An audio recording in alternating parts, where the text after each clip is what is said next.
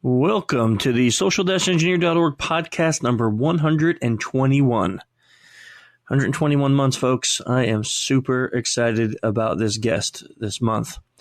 So I'm sure you've all heard me talking and nonstop talking and promoting the SEVillage 2020 here in Orlando.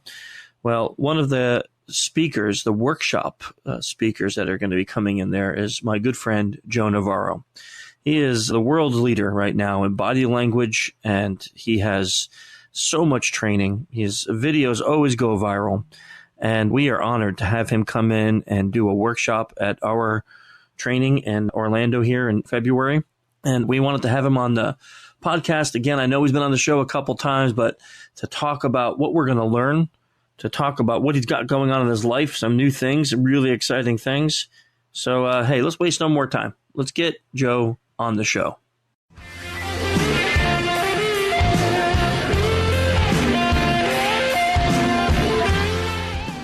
We are back on the show with our good friend Joe Navarro. Joe, how you doing? I'm doing great, Chris. Good to talk to you once again. Yeah, I appreciate you making time to come back on the SE podcast. We have a lot of exciting things going on. So let's just start off, though. I always do this. Like, I know you, and I just assume everyone has listened to every podcast I've ever done, which I know is not the truth. So let's just start off with a little bit about you and your expertise and what it is that you're doing right now. Well, first of all, I'm not sure why they're not listening to all of your podcasts, but I was with the FBI for 25 years. During that time, I was doing primarily counterintelligence work. I was a spy catcher, and then about 10 years into the program, I went into what was then a classified program called the Behavioral Analysis Program, and there were 6 of us in that program. And we looked at the behavior of spies and anybody abroad that wanted to do us harm. And that's where I perfected the skills of interviewing and nonverbal communications. And then I retired after 25 years. And started writing books. I'm not sure why. It just, actually, I should give credit where credit is due. A real good friend of mine in the Bureau, Jack Schaefer, who's gone on to write some really good books, including The Like Switch. He said, well, let's put an article together for the FBI Law Enforcement Bulletin. And we wrote that. And then I helped him write a book, which is really his. I just contributed some pages to it called Advanced Interviewing Techniques. And that sort of sparked in me the wish to write. And then I don't know what's happened, Chris. You've known me a long time, but 2016 years on, I've now written 13 books, and most of which my mother is the only one that has read. I don't think that's true. Well, no, it's really not. It's not. My dad helped also. And now I'm working on another one, like a good little boy that I am, to impress my mother. So, yeah.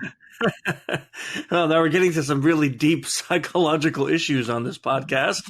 Well, if you think about it, why do I do it? Why do we do anything? It's like, look, Mom, look what I did. And God bless her, she's still alive, and every time I talk to her, she says, what are you working on? And it's like, okay, I got to work on something. So, no, it's all good. Yeah. So now share, not just with your mom, but what is the next project? What are you working on? Well, for years, as you know, I am mostly known for the books on nonverbal communications. And as we once talked before, the one book that I really wanted to write when I left the FBI was to talk about dangerous personalities, and I couldn't write about that for a very long time until I found a good publisher. I finally did. I had a great editor and a great agent, as you know, Steve Ross, who's just a fantastic literary agent. But there was one other book that I wanted to write, and that's the one I'm working on now. And it had to do with what makes for good leadership. And having worked in an area where leadership was so crucial, and then since retiring now, I mean, it's been 16 years, working with a lot of companies all over the world, one of the things we always look at is what does good leadership really look like? And not non-verbally, but how does it transact in everyday behavior? So that's what this book is about. It's almost finished. So I'm hoping to have it out next year. So next time I'm on your show, or better yet, next time we get together, you'll have your own signed copy. That's awesome. And it's almost like I pay you to lead into just great things. I mean, it's like you've done this once or twice. Like you actually have some great leadership skills in leading into great topics. I wonder, when will we be together next time, Jay? I wonder if there's a magic date set already. I think there is one in February of 2020. Is that around when your book is coming out? Well, I would hope so, but I doubt it can get out that quickly. But, February 2020, that one's been set aside now for almost a year, because this event is one that I'm really looking forward to, in part, well, obviously, because you're going to be there. You're going to have a lot of great people there. But also because we're going to have the time and the opportunity to really explore and get into things that normally I don't get the chance to, because there seems to be never enough time to explore. Yeah. And you've been very generous. So, yeah, I'm looking forward to it. Well, thank you. Yeah, so just to reveal, we're talking about SEVillage Orlando in 2020, February 20th through 22nd. And if you haven't heard, you got to head over to that site, SEVillage.org. Joe is doing a whole class on how to use nonverbals. So there's a training workshop where he's going to actually talk to you about how to use nonverbals in your life, how to not just read them, but how to actually make yourself better by using them. Well, you bring up a good point, and that is that oftentimes people take training in nonverbal communications, or they attend a seminar and, they're told to look for this or look for that, but rarely do they get into, how do we use this? Right. One thing is, he scratched, got it, but how do we use that? So that's what this one is about. And I'm going to talk about how we used it in a very significant espionage case where we had a cooperating person. In other words, he was willing to meet with us, but he wasn't willing to reveal information to us. And I'm going to talk about, I got permission from the Bureau to talk about the specific technique that was used to elicit from him information non-verbally that led us to other spies. So that will be brought up at the event. See, now I want to take the class, and I'm running the dang conference. You got to stop doing this to me. You better not be disappearing to see if the coffee is warm. I'm not coming all this way for you to leave the room and attending to all the other things that I know that seriously. This is great. Okay. I mean, I could talk about that for hours, but I don't want to do that because I think that's good. As a teaser, people need to come to the conference to learn these skills and hear these accounts. Let's go back to your next work, your book that's coming out. Yeah. Like, what led you down the path of, you said, FBI, catching spies, nonverbals. How did that all come to a pinnacle to go into leadership? Well, when you start out in life, as I did, when I remember I was bussing tables at Denny's restaurant on Lejeune Road across from the Miami International Airport, believe me, I had no idea I would be writing books one day, nor when I was working as a security guard at the Doral Country Club, nor any number of things. And I think what happens is, Chris, as you know, you've certainly interviewed enough people. Whatever experience we have, that sort of provides the scaffolding for whatever we will become one day. And obviously, it's up to us to shape some of that scaffolding. So one of the things that the book talks about is how do we contribute to taking whatever situation we're in and sort of providing leadership for ourselves so that we can have the sort of proper scaffolding that will lead us to something better. something that will be totally unexpected. Hmm. And many of the people that I have talked to over the years, very successful people, found themselves in similar situations. They sort of created their own educational program to sort of outwit or deal with whatever happenstance they might be. And they told themselves, this isn't good enough. There's something better. And I'm going to strive for that. I don't know what that's going to look like, but I'm not going to sit there and wallow in my situation. As you know, I came to this country as a refugee. I thought I was only going to be here for a few months at the most. I didn't know Fidel Castro was going to live so long and we would return back to Cuba. And so you never know what to expect. But to a certain extent, you have to take leadership over your own life so that then you can have leadership over other lives. And that's a really interesting aspect to your story, which is different from many. That when you came to this country, you didn't know the language at all, right? If I remember that part correctly from our discussions. No, yeah, that's correct. I was a Spanish speaker and didn't speak English. And so actually, I used that as an advantage because I said, well, what do I understand here? And what I could understand were the nonverbals. You looked at people and you either saw happiness or joy or comfort or discomfort. And that began to shape my reliance on nonverbals until obviously I could master the language. And so there, once again, I took something that some people might say, well, that was a disadvantage, but I tried to use it as best I could. And I think my parents were the best example of that, where, here they lost everything. I mean, within the space of 24 hours, we lost everything: house, car, savings, wedding bands, photographs, everything that they owned, clothing. And we had to flee. And they were not looking back, they were looking forward because they knew that they had to provide leadership for us as children. So for me, they were a great example. Man, that's a serious life lessons just in that statement alone. Just to think about, situations that come up, that was completely out of your control.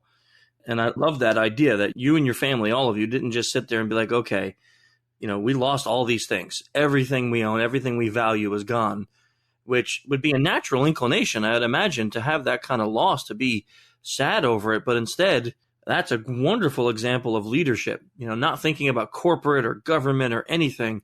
Family leadership. Your mom and dad got you kids over here, not looking behind them, and just taught you how to become an achiever, to win. Yeah. And I think, Chris, that's a good summary. I think, as you well know, oftentimes we think leadership as institutional or governmental or, some big entity. But the fact of the matter is that most of the leadership that we will encounter is at a very personal level. It is a father or a mother or a grandmother or an auntie or someone who is actually in a leadership position. I just read the other day an article, I think it was in People magazine, about a family that had lost the mother and the father, and the eldest child decided that, I think she's 20 now, was going to lead that family.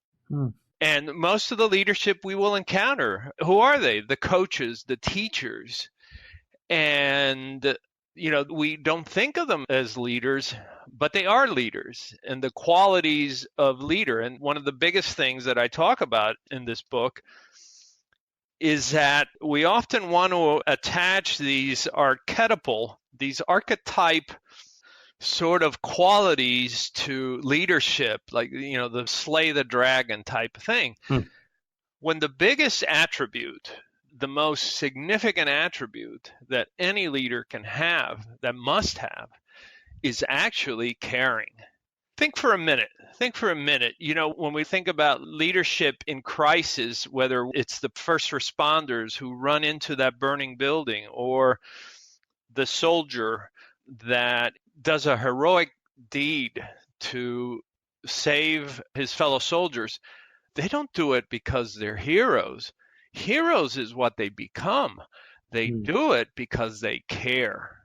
And if you instill that in your life, if you imbue yourself with that knowledge that the only thing that matters in leadership is caring, then everything else will follow. But you have to have that squared away. Man, I'm telling you, I cannot tell you how well, like, this wasn't even planned. I want everyone to listen to this. This wasn't even planned. That you'd bring that up.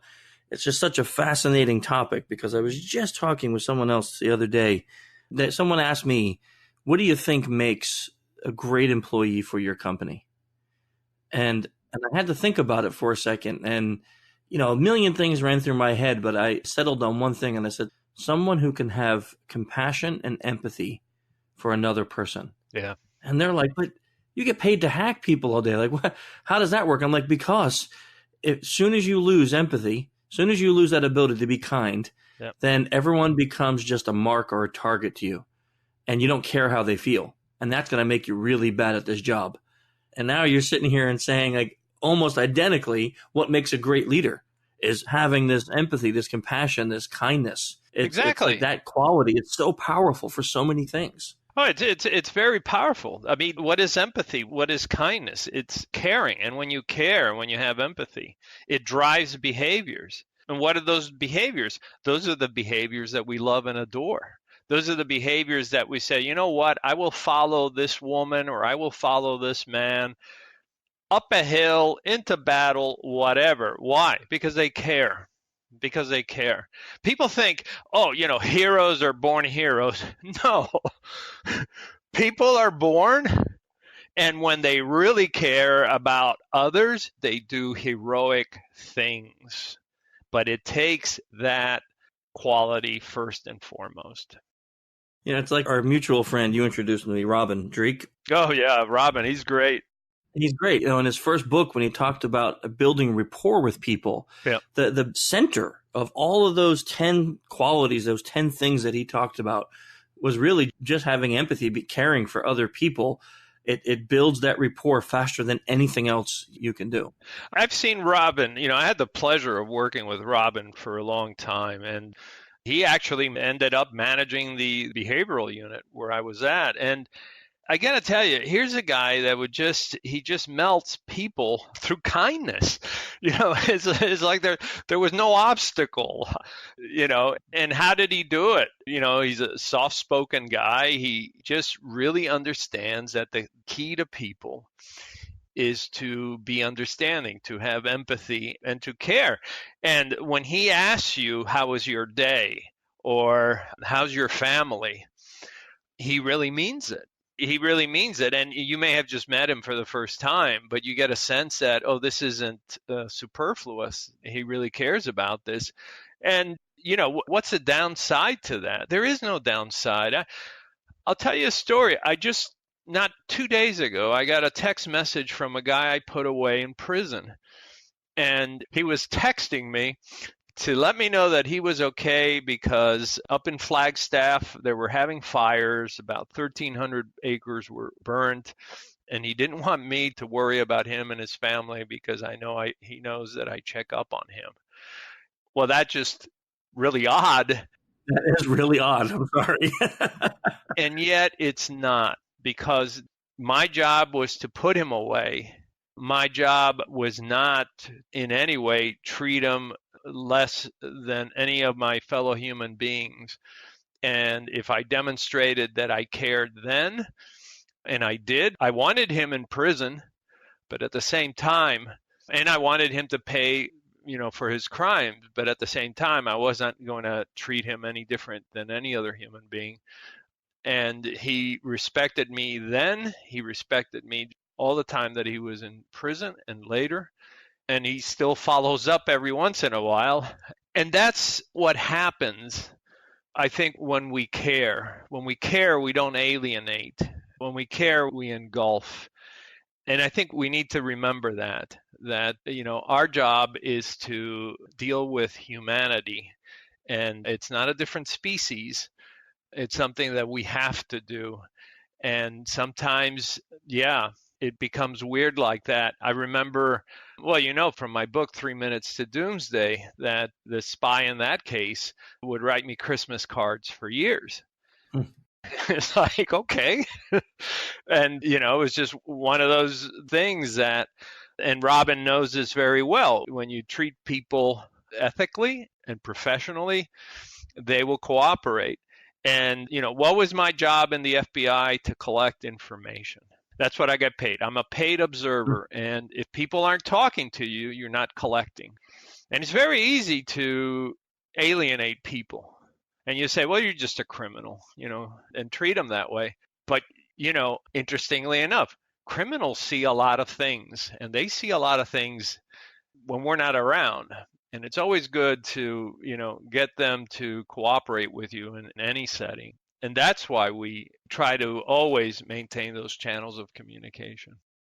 So in a world where many times, meekness is considered weakness and humility is not really pushed as a strength, how would you suggest somebody goes about learning to be this way? Well, that's a great question, and it's a profound question.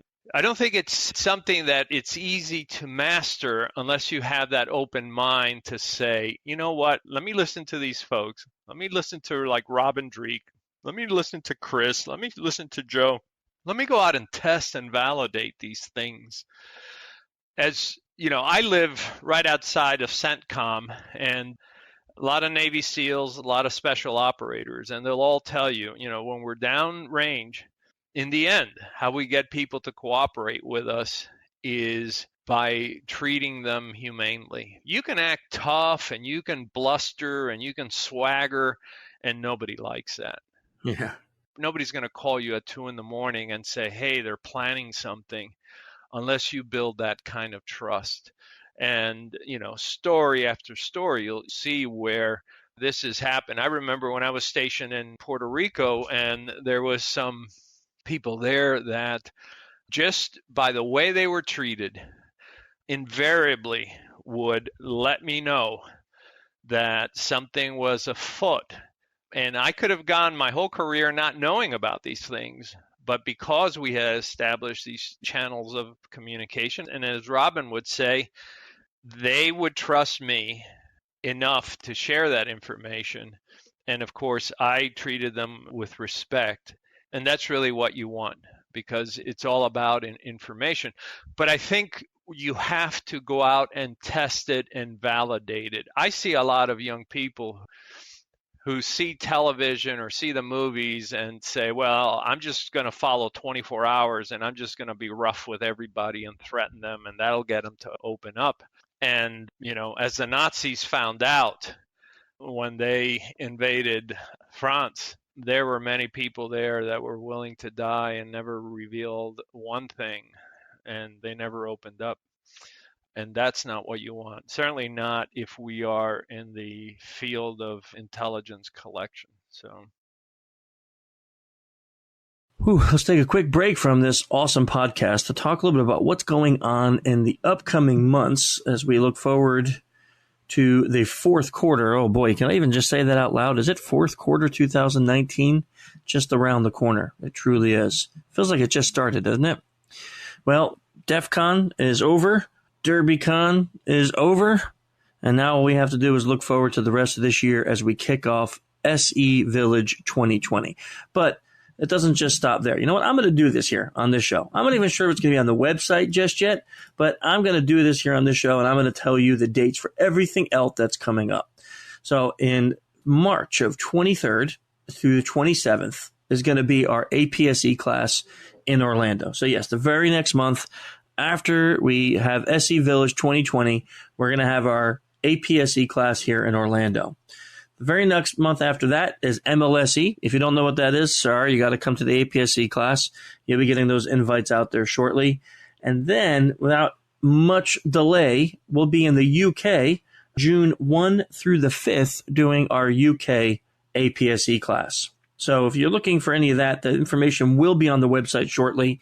That's all the dates I have confirmed for now. Of course, if we get invited back to Black Hat, we'll put that on the site as soon as we do. And we'll get any other training events that we have coming up there. take a quick note of the website at social-engineer.com because we're going to be launching a couple OSYNC classes in 2022, and you're definitely going to want to sign up for that. All new revamped content. Anyhow, that's what we got going on. I know I talk about this a lot, but SEVillage 2020, super exciting lineup. You could check that out on SEVillage.org. Okay, I think that's about all we got going on right now. I'm sure that's plenty more coming up, but go ahead on over back to the show. It's just one of these things that is so profound and it's so powerful, but there's no quick answer. There's no 10-step program that says, here's how to turn you into a compassionate person. Here's how to feel empathy for others. There's no, like, you got to go do these 5 things every day, and then in a month from now, you will have this quality.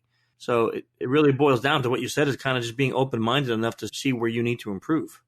Exactly. See where you need to improve, look around, model your behavior on the most successful, and test it and validate it. When I was stationed in Phoenix, Arizona, I had the responsibility to go visit all these small police departments all up and down the Colorado River.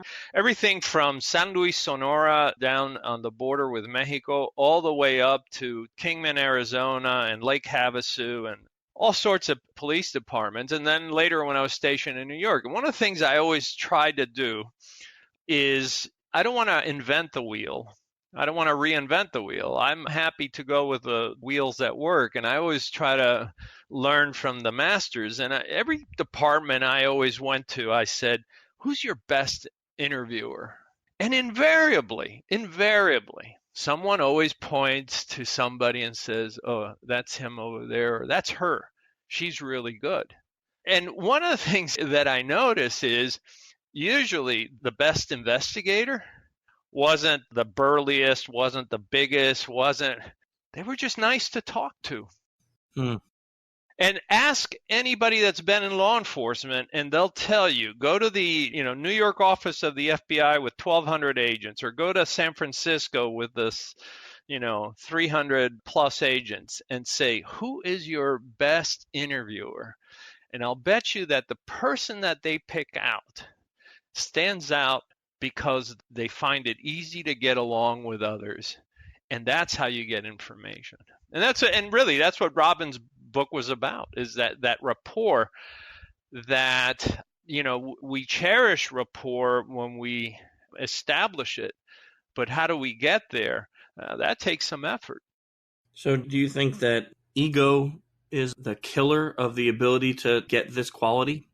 I think ego can harm you if you don't know that ego is affecting things. I'll give you an example.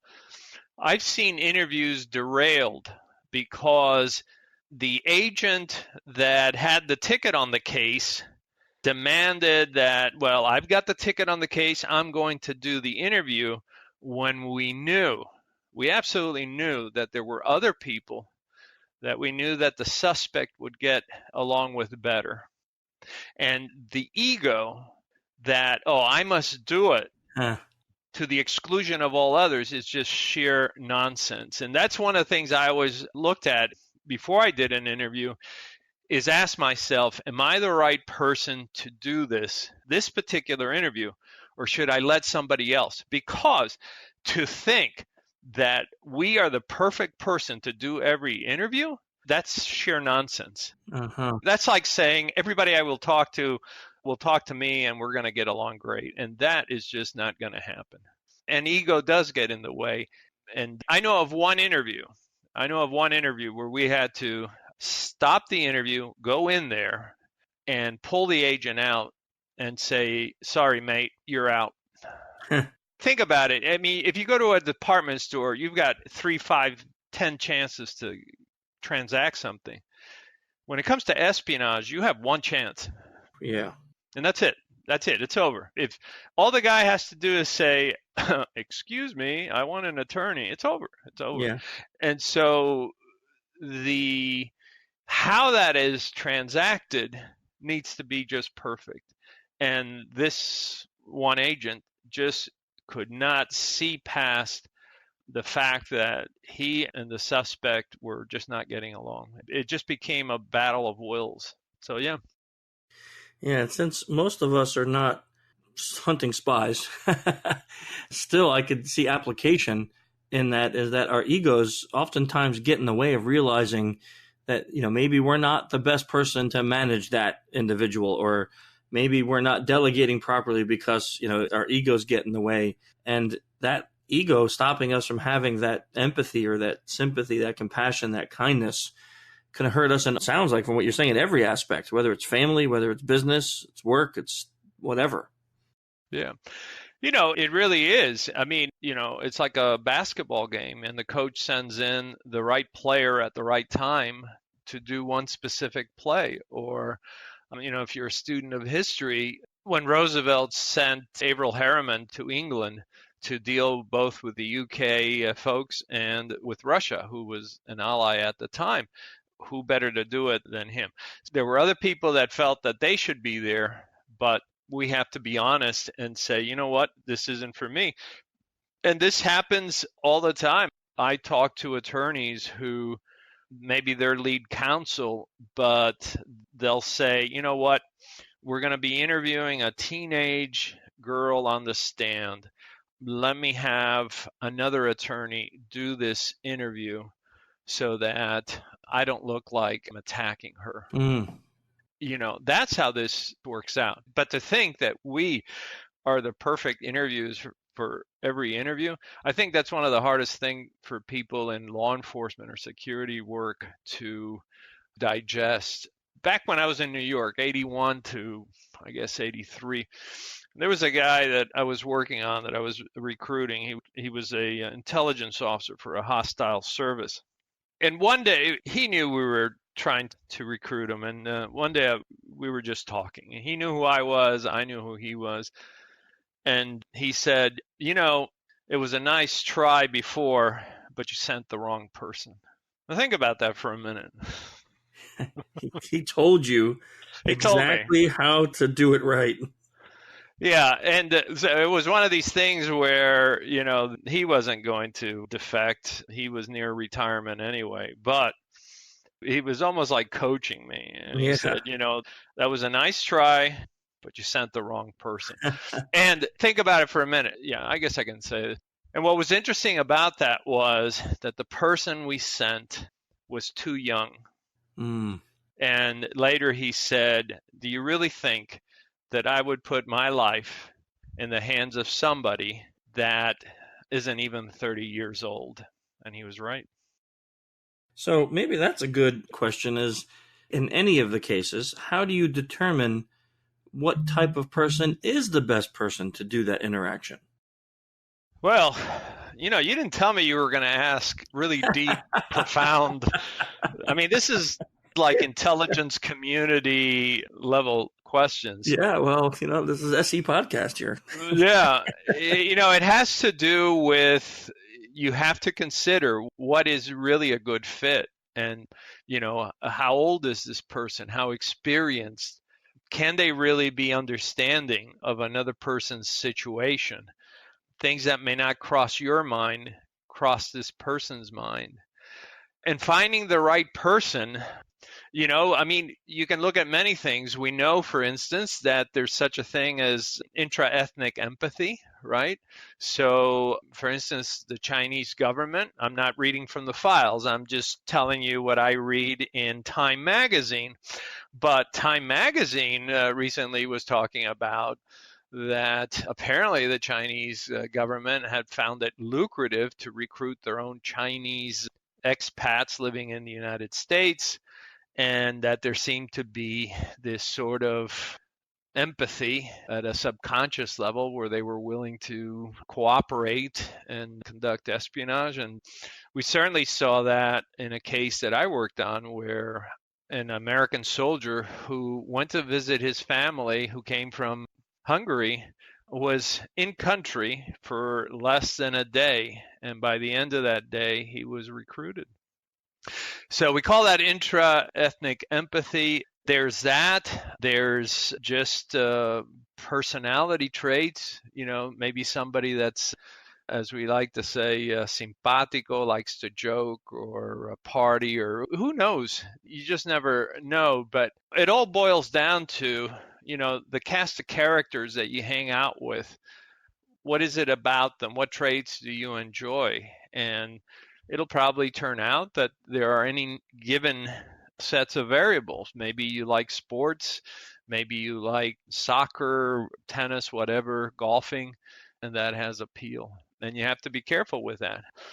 I've seen operations fail where actually it's kind of funny because one of the guys shows up and I don't know what he was thinking, but he brought donuts with him, and the guy he was trying to recruit looks at him and he says, "I have diabetes." So, hello, McFly. It's just, you just can't believe some of the stuff that goes on. So it sounds like, and this is a good correlation, that the more you know about I hate to use the word target, but the more you know about your target, the intended receiver of this interaction, the easier will be to determine how to communicate, how to show that empathy, and who's the best person. Yeah. Well, you're exactly right. I mean, something so simple as how do they like to communicate? Are they someone that is very pensive? I've talked to people in different cultures where they're very pensive, that you ask them a question and they think about it deeply before they answer. Their answers are in depth. They're not superficial. They're not glib. You can't send somebody in to talk to somebody like that, and they cannot do a deep dive. Yeah. You're just not going to hold their attention. I had one case where the guy wanted to talk about the Byzantine period, and one of the conversations dealt with Justinian I and his wife Theodora and all this stuff, and you cannot go in there and just brush these things off, because Chris, it's always about FaceTime. It's always about FaceTime. I'll never forget when I first came in the bureau, an old timer said, to make a long story short, he said, "Joe, it's not about confessions. Eventually they tell us everything. It's not about the admissions. It's about FaceTime. The longer you have with an individual, the more comfortable he is in talking to you, eventually he'll tell you everything. It'll either leak out or it'll be accidental, or he'll say, you know what, I'll just tell you." And he was absolutely right. And so my intention was always, how do I increase that FaceTime? Something so simple as head tilt, which we're going to talk about in your program in Orlando in February. Head tilt increases FaceTime. While talking to someone and standing, if you cross your legs while standing, increases your FaceTime. There's all sorts of things that we can hack so that this person will not walk away. You cannot get information if the person has walked away. You want them in front of you. The question is, how do I entice them? And you can turn people off, for instance, if your vocabulary doesn't suit them. If you're talking to them like a scientist, maybe they'll say, well, I don't want to talk to him. I don't understand half the things he says. Yeah. Oh, man, that's great. I love when random conversations always seem to come together, and then it's like you have these people from completely different industries, and we're all talking about the same thing. It's validating. Well, Chris, in the end, what business are we in? We're in the people business. Yeah, people business. That's it. We're dealing with the human brain. It may be, I remember once I was critiqued. Oh my God, you're going to go and teach poker players about body language? I said, they're humans. I'm going to teach them about the human brain. Now, what they do with that, I really don't care. I don't play poker. I never have. I really don't know how to play it. I mean, now I've sort of learned it, but I didn't then. And it was like they were shocked, like, you're going to teach poker players? Like, are they a different species? Because they're humans. They're human brains. And if you understand how the human brain works, if you understand what motivates, if you understand the concept that humans thrive when there's psychological comfort, and whoever provides that wins. And it's as simple as that. Whoever provides psychological comfort wins. Because we don't seek perfection. What we seek is psychological comfort. Whether it's a good movie, whether it's a good book, whether it's a good hug, that's what we seek. And we gravitate towards that. Phenomenal. So I'm looking and I'm like, I realize the time is flying because I think you and I can probably chat for hours and not even realize it. At least I can listen to you talk for hours because I love learning this kind of stuff. It's always fascinating to me. But, well, we could, but I have dinner to cook tonight, Chris. Yeah, exactly, I know. That's why I'm saying let's just tell people a couple things. Where can they find out more about you and what's coming up besides, SEVillage? I know you have some other classes I saw you promoting and some other things happening. Where can they go to find out more about you? Oh, well, thanks. So we just did a fantastic class in Amsterdam in the Netherlands. Unbelievable response. We had, I think, 50-something people there. It was just the perfect class. We're going to replicate it also here at Middle Tennessee State University. I'm putting on a class in November. It's a full-day immersion class on how we use nonverbal communications in a forensic setting. And then, of course, right after that, for me, the next big one is your event in February. And if people are interested, please come to my website, joenavarro.net, and they can get the information there. And they can follow me on Twitter, on Facebook, and I usually try to stay up with the questions that are asked. And then, of course, all my books are there. They can find them on Amazon and elsewhere. But I think, for me, the Middle Tennessee State University event, which will focus on forensics, that's very specialized. What I love about the one we're going to do in February at your event is that it's really open to the attendees and wherever they want to take the conversation. So I'm looking forward to that. And thank you for inviting me. I'm honored. This is going to be excellent. Thank you for coming. And then I'm going to pop one last question on you. So we always ask, and we did this last couple times you were on the show, about a book recommendation. It doesn't have to be about the topic we talked about. It could be one of your own. It doesn't matter. But we just always like to add a book recommendation at the end of every show. Yeah. Books are something that I cherish. And when I think about books that have moved me over the years, I think about, the current stuff that's out. And there's so much that's out there now that I really appreciate, that we're moving the subject forward. But I'll tell you, if you really want to understand humans, and this book has been out forever, I highly recommend The Gift of Fear by Gavin de Becker. I think it's a book that is worthy of our time, is highly educational, easy to read, but gives you a very good understanding of how the brain views the world and reacts to the world. And if you can understand that, it can help you in so many ways, and it'll keep you safe. That's awesome. I actually have not read that one, so I'm going to add that to my to-read list also. This is excellent. Thank you so much, Joe. Really fascinating conversation. Sorry to grill you so hard, and even though it was supposed to be a light and airy conversation, but I think everyone listening is even more looking forward to February, knowing what they're going to be in store for. So thanks a lot. Okay. Well, looking forward to it. And thanks again for the opportunity. Another amazing podcast. With Joe, I probably can just talk with him for hours and then forget about time, and we can just be in a conversation, and who the heck knows, we could just go on and on and on. I'm sure you felt the same way. The guy is just a wealth of information and truly, truly fascinating.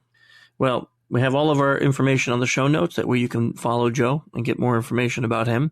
And of course, if you want to follow us, you have the SOC Engineer Inc. on Twitter. I'm personally Human Hacker. We have SEVillage on Twitter. And of course, Innocent.org, which is the Innocent Lives Foundation Twitter account. If you're interested in any of that, you could check us out on social-engineer.org, social-engineer.com, SEVillage.org, and InnocentLivesFoundation.org. Really appreciate all your support and great feedback. It helps me keep going with this. I know it's been over 10 years now, and to get your feedback on our new way of doing podcasting and you're enjoying it so much more, I do appreciate that. I know it's hard to make everybody super happy, but I do appreciate the feedback when it comes in and helping us to keep moving. Well, until next month, see ya.